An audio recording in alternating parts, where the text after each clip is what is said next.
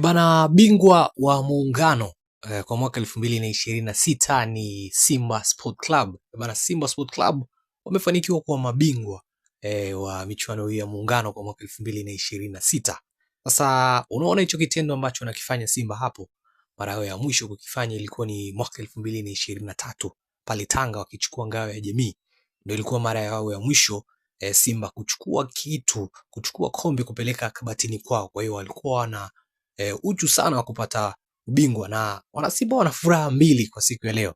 Kwanza, furaha yao ya kwanza ni kumfunga mtani, kwa sababu ilikuwa ni muda mrefu kulikweli tangu walipomfunga mtani wao, lakini pia furaha nyingine ni kuchukua kombe mbele ya mtani wake. Kwa hiyo kiukweli ni moment ambayo wanasimba wanastahili kufurahi. Kwa hiyo ukimwona mwana Simba anafurahi, basi wewe muache tu afurahi, kwa sababu ilikuwa ni moment ambayo waliisubiri kwa muda mrefu kweli kweli.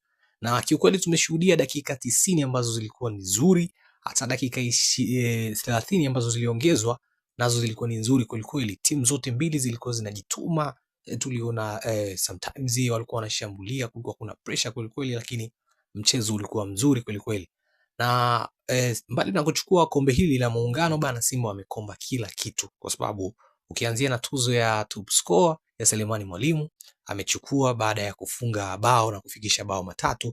Utakumbuka naye Dube alikuwa na mabao matatu, lakini bao la Selemani limeisaidia timu yake kuchukua ubingwa. Kwa hiyo amekuwa top scorer, lakini pia MVP, mchezaji bora wa mashindano ni Rushain Druk ambaye yeye amechukua tuzo hiyo, lakini kuna tuzo ya golikipa bora ambaye ni Hussein Abel, lakini pia kuna tuzo ya mchezaji kijana ambaye ni Mbegu, yule bwana mdogo beki, amechukua tuzo, na tuzo ya kocha bora pia imechukuliwa na Steven Becker.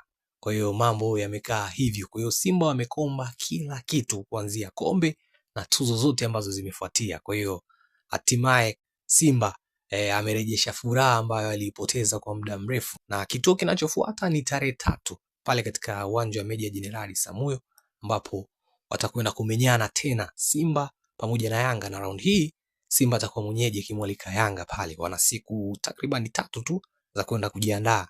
Sasa tusubiri na tuone matokeo yatakuwaje, lakini kwa upande wangu miongoni mwa watu ambao wamenifurahisha leo ni muamuzi.